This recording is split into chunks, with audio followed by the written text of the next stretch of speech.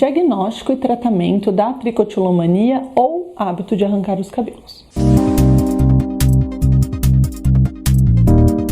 Bom, pessoal, eu sou a doutora Maria Fernanda, sou médica psiquiatra. Hoje eu tô de volta com mais um vídeo para vocês. Quem acompanha o canal no YouTube viu que eu já fiz um vídeo falando um pouquinho sobre o que é a tricotilomania.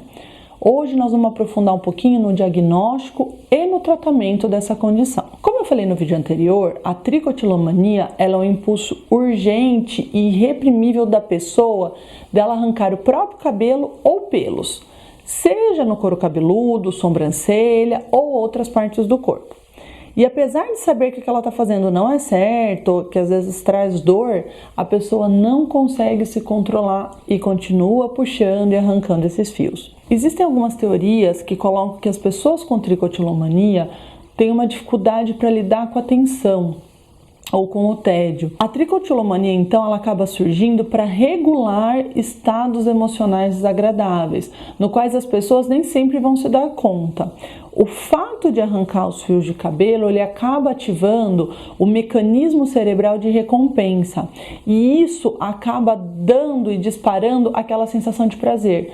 Então, o arrancar cabelos acaba sendo sentido como uma distração, um consolo capaz de minimizar a tensão, e é justamente esse caráter prazeroso que vai fazer com que a pessoa repita esse comportamento cada vez mais. E aí, para a gente diagnosticar a tricotilomania, a gente não tem nenhum exame específico, né? Diferente de outras doenças que a gente faz tomografia ou exames de sangue, como eu já disse em outros vídeos, as doenças psiquiátricas, o diagnóstico delas ainda é clínico, ou seja, o médico vai se basear na análise dos sintomas físicos e no relato do paciente. Então, ele vai avaliar a quantidade de perda de cabelo, vai investigar se não tem nenhuma outra condição que está envolvida nessa perda de cabelo ou nesse comportamento.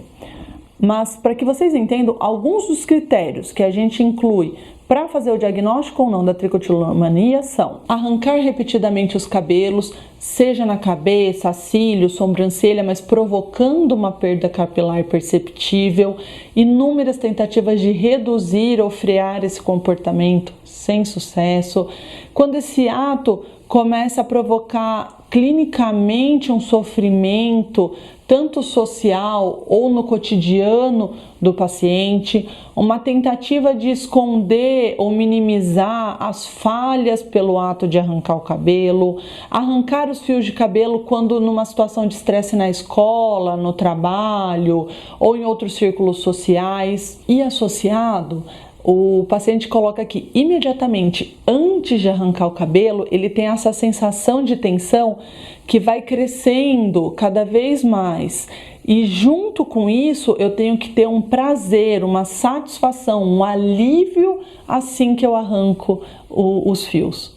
Alguns hábitos automutilantes podem acompanhar esses sintomas, como roer unhas, cutucar a pele, que é o que a gente fala de pique, ou mesmo morder os lábios. Uma porcentagem dos pacientes pode ter o hábito de engolir esses fios de cabelos que são arrancados, o que a gente chama de tricofagia. Quando a tricofagia acontece, a gente tem complicações mais graves, porque o nosso estômago ele não consegue digerir a queratina desses fios, então os cabelos eles vão se acumulando e se depositando no nosso sistema digestório, a ponto de formar um bolo, que é o que a gente fala do tricobezoar. E aí esse bolo vai bloquear o sistema gastrointestinal, podendo levar a óbito caso não seja feita uma cirurgia para retirada dele. E aí, como que a gente trata a tricotilomania? O tratamento da tricotilomania ele não é específico, ele vai variar de pessoa para pessoa, mas geralmente tem uma associação de medicações com terapia. A terapia ela é fundamental. É nesse processo que o paciente vai reconhecer quais são os gatilhos que levam ele a ter aquele comportamento compulsivo de pegar, vai aprender a controlar os impulsos. Muitas vezes a gente utiliza técnicas de relaxamento para que ele consiga não ceder a esses impulsos. Ele vai aprender a lidar com os sentimentos negativos dele e vai encontrar formas para evitar essa obsessão de eu vou arrancar, daqui a pouco não, eu preciso arrancar, eu não consigo parar, e vai aprender a substituir esses comportamentos por hábitos novos e que não causem mal a ele.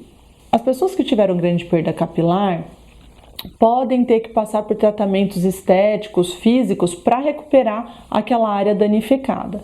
Então, o tratamento da tricotilomania, ele é multidisciplinar, ou seja, ele vai envolver profissionais de diferentes especialidades. Um psiquiatra, muitas vezes um dermatologista, o psicólogo, um clínico. Tem estudos que mostram que grupos de apoio acabam contribuindo bastante para o tratamento e para a melhora do paciente. Quando a gente fala em termos das medicações, o grupo de medicações que a gente tem apresentado uma melhora e que é mais utilizado é o grupo dos antidepressivos inibidores da recaptação de serotonina.